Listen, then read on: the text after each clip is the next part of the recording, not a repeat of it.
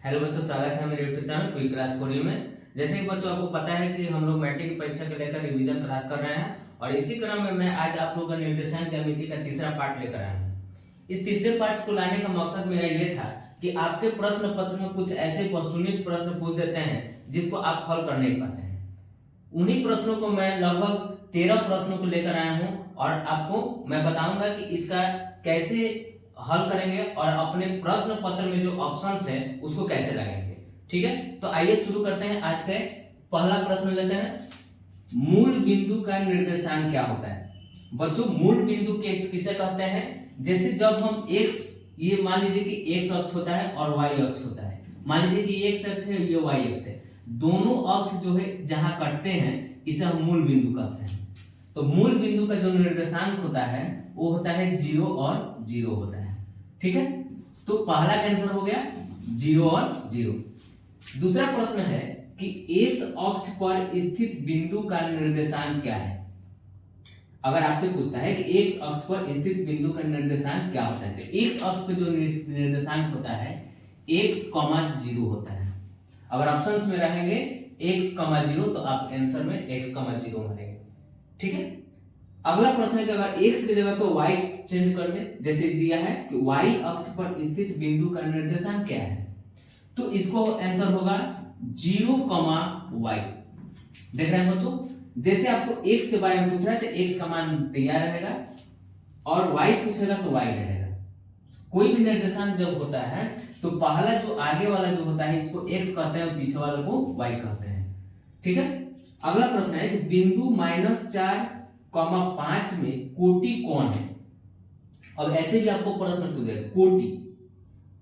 ठीक है, तो कोटि क्या होता है? जो x का जो वैल्यू होता है उसे हम भुज कहते हैं और y का जो वैल्यू होता है उसको हम कोटि कहते हैं। तो आप बताइए कि यहाँ x का वैल्यू कितना है, -4 है, और y का वैल्यू कितना है, 5 है। तो y का वैल्यू जो होता है उसे हम कोटि कहते हैं, यानी कि y का मान कितना है, 5 है। तो इसलिए इसका कोटि जो है इसका आंसर होगा 5। ठीक है, अब वही प्रश्न दूसरा देखिए, बिंदु 5 और 6 में भुज कौन है। अब आप बहुत आसानी से बता पाएंगे कि भुज कौन है। तो भुज जो होता है आपका x का मान होता है, यानी x की जगह पे क्या है, यहाँ पे 5 है, तो ये आंसर क्या होगा, 5 होगा। अगला प्रश्न है 3, 4 किस चतुर्थांश में है। बच्चों, आपको मैं बता दूं कि 6, 7, 8 और 9 ये तीनों प्रश्न अलग अलग हैं, समझ रहे हैं, लेकिन ये चतुर्थांश क्या होता है इसको और आइए थोड़ा सा हम लोग समझते हैं कि ये चतुर्थांश क्या कहलाता है। जैसे कि बच्चों, एक हम ऐसे रेखा खींचते हैं, इसको हम लोग x अक्ष कहते हैं, और ऊपर से जो खींचते हैं इसको हम लोग कहते हैं y अक्ष कहते हैं। ठीक है, तो ये पहला जो हिस्सा होता है इसको हम लोग प्रथम चतुर्थांश कहते हैं, ये दूसरा जो है इसको द्वितीय चतुर्थांश कहते हैं, और ये तीसरा जो होता है ये क्या होता है, तृतीय चतुर्थांश होता है। ये वाला चतुर्थ चतुर्थांश होता है। अब कहिए बच्चों कि सर ये माइनस प्लस क्या दिया है, तो इसको हम समझा रहे हैं, ध्यान से समझिएगा। यहाँ x का जो वैल्यू होता है, जो x इस साइड वाला होता है ये धनात्मक होता है, और y के ऊपर वाला हिस्सा जो होता है ये भी क्या होता है, धनात्मक होता है। वही x के उसके ऑपोजिट साइड यानी विपरीत साइड जो वाला हिस्सा होता है ये क्या होता है, ऋणात्मक होता है, मतलब माइनस होता है, और y के ऑपोजिट वाला जो नीचे वाला होता है क्या होता है, माइनस होता है।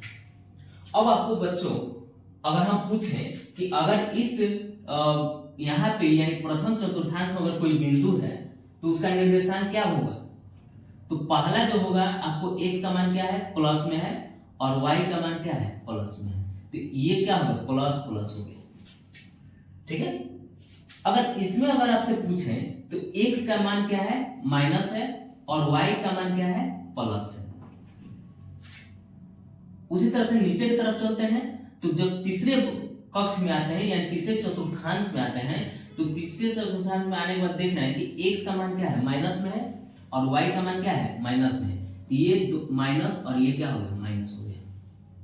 उसी तरह से अगर हम चौथे में चलते हैं तो x का मान क्या है, प्लस है, और y का मान क्या है, माइनस है। बच्चों आप कह रहे हैं सर आप सबसे पहले x का मान रख रहे हैं फिर y का मान रख रहे हैं। जी हाँ, x पहले रखाता है और y पीछे रखाता है। ये बहुत ध्यान से समझने वाली चीजें हैं। कई बच्चे जो है ऐसे गलतियां कर देते हैं, ठीक है, तो इसको अच्छी तरह से समझिए। अब थोड़ा सा हम लोग इन प्रश्नों की तरफ नजर दौड़ाते हैं कि इसका आंसर क्या होगा, ठीक है। देखिएगा 3 और 4, 3 4 जो दोनों है ये क्या है, प्लस में है। तो जब दोनों प्लस में है तो देखिए ये क्या है, प्लस में, ये भी प्लस में, यानी कि इसका आंसर जो होगा ये किस चतुर्थांश में जाएगा, प्रथम चतुर्थांश में जाएगा। इसका आंसर हम बता देते हैं, फिर इसको मिटा के हम लिख देंगे, ठीक है। इसको पहले समझ लीजिए।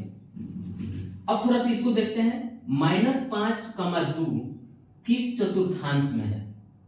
अब देखिए, आप इसको ध्यान से देखिए, माइनस, पहले माइनस है, पीछे प्लस है, तो माइनस है और पीछे क्या है, प्लस है। बताइए आप किस चतुर्थांश में है, ये दूसरे चतुर्थांश में है। किसमें है, दूसरे चतुर्थांश में है। अब इसको देखिए, -2 और -3 किस चतुर्थांश में है, तो दोनों माइनस में है। तो देखिए किस चतुर्थांश में दोनों माइनस हो रहा था, ये तीसरे वाले। इसका आंसर क्या होगा, तीसरे चतुर्थांश में, ठीक है। अब 9 नंबर सवाल देखते हैं, 5, -6। तो 5, -6 है, तो पहले प्लस है फिर माइनस है, तो ये प्लस है, पीछे क्या है, माइनस में, यानी कि ये किस चतुर्थांश में है, चौथे चतुर्थांश में है। तो बच्चों हम समझ रहे हैं कि आप बहुत अच्छी तरह से इसको समझ लिए हैं। इसको हम मिटा देते हैं और मिटा के हम पूरे लिख देते हैं, ठीक है। थोड़ी सी गंदी हो गई है।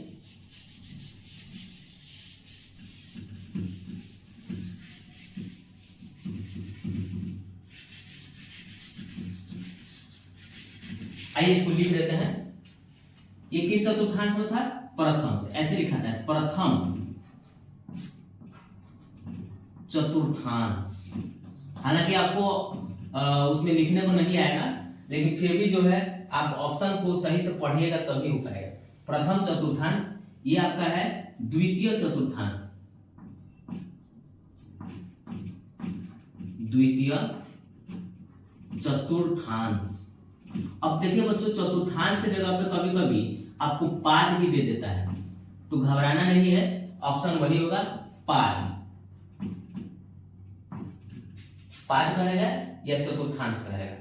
ये किस में था, तृतीय, यानी तीसरा में था, तृतीय चतुर्थांश। ये किस में था, चतुर्थ चतुर्थांश में था, चतुर्थ चतुर्थांश। अब इसको देखते हैं मूल, ये प्रश्न, अब अगला प्रश्न हम देखते हैं, ठीक है। 10 नंबर प्रश्न, ये हमने चारों प्रश्न का आंसर डाल दिया, इसको देख लीजिएगा। ये है मूल बिंदु और 3 4 के बीच की दूरी। ये तो बहुत ही फेमस प्रश्न है, ये बहुत बार बहुत परीक्षाओं में जो है आपको ये वस्तुनिष्ठ प्रश्न में आता है। यहाँ माने जो है चेंज करके दे देते हैं, लेकिन ये प्रश्न बहुत मतलब फेमस है। मूल बिंदु और 3 4 के बीच की दूरी बहुत आसान है, 3 का स्क्वायर कर दीजिए और 4 का स्क्वायर कर दीजिए और इसका रूट कर दीजिए। दूरी फॉर्मूला पे करेंगे, 3 3 का 9 और 4 4 का 16। इसको अगर हम जोड़ते हैं तो ये आ जाएगा आपका 25, और इसका वर्गमूल जब हम निकालेंगे तो कितना आएगा, 5। यानी कि मूल बिंदु और 3 4 के बीच की जो दूरी होगी, आंसर कितना आएगा, 5 आएगा। अगला प्रश्न है कि 2 अक्ष के प्रतिच्छेदी बिंदु को क्या कहते हैं।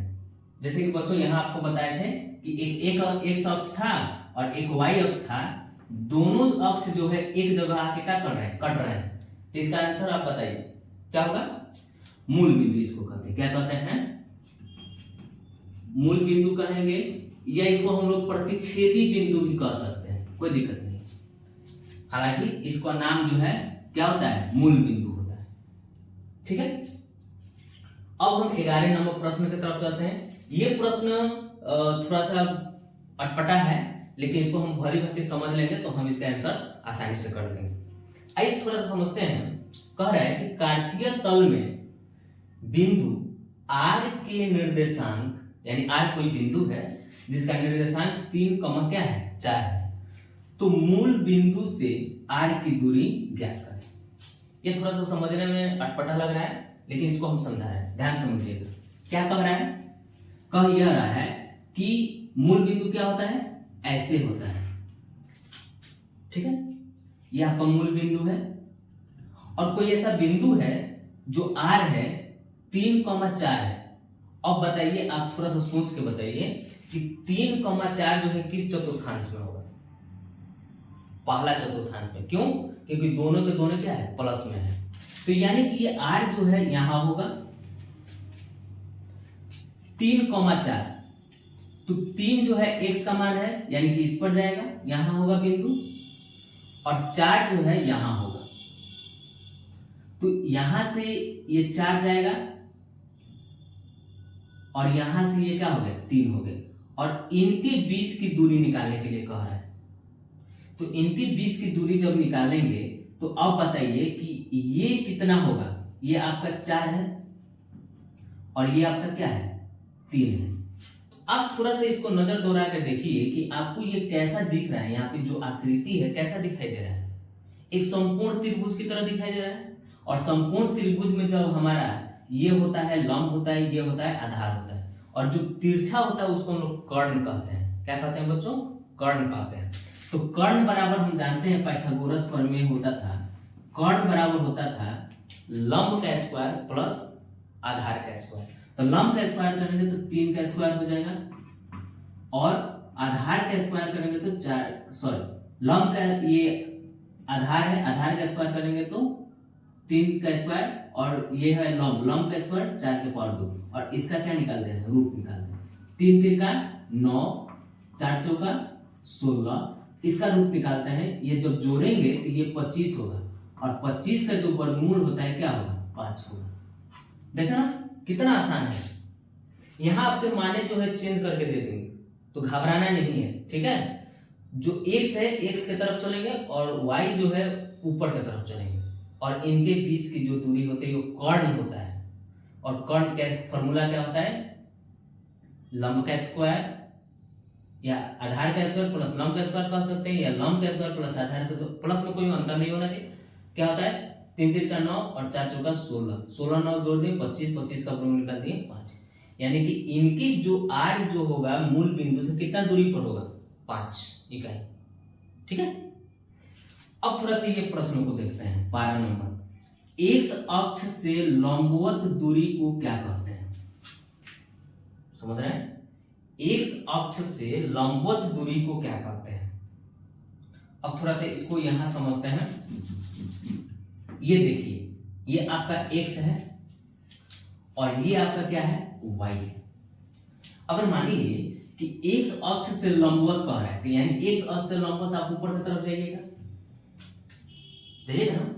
तो x अक्ष से जब आप ऊपर की तरफ लंबवत में जाइएगा, तो ये आपको बताइए क्या है, ये लंबाई क्या है, ये y का मान है कि x का मान है, ये y का मान है। मान लीजिए कि यहाँ पर हम 4 देते हैं, जैसे यहाँ दे रहे हैं, देख रहे हैं। तो ये 4 आपका क्या है, कोटि है कि भुज है? कोटि है कि भुज है?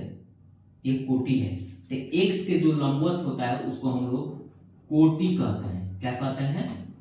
कोटि कहते हैं। अब इसी प्रश्न को थोड़ा सा पलट दिया है। देखिए, x के जगह पे क्या दिया है, y अक्ष से लंबवत दूरी को क्या कहते हैं? तो y अक्ष से जो लंबवत दूरी होता है उसको हम लोग भुज कहते हैं। क्या कहते हैं? भुज कहते हैं। तो ये बहुत, तीनों प्रश्न जो है बहुत थोड़ा सा अटपटा है, लेकिन इसका आंसर बहुत ही सरल है।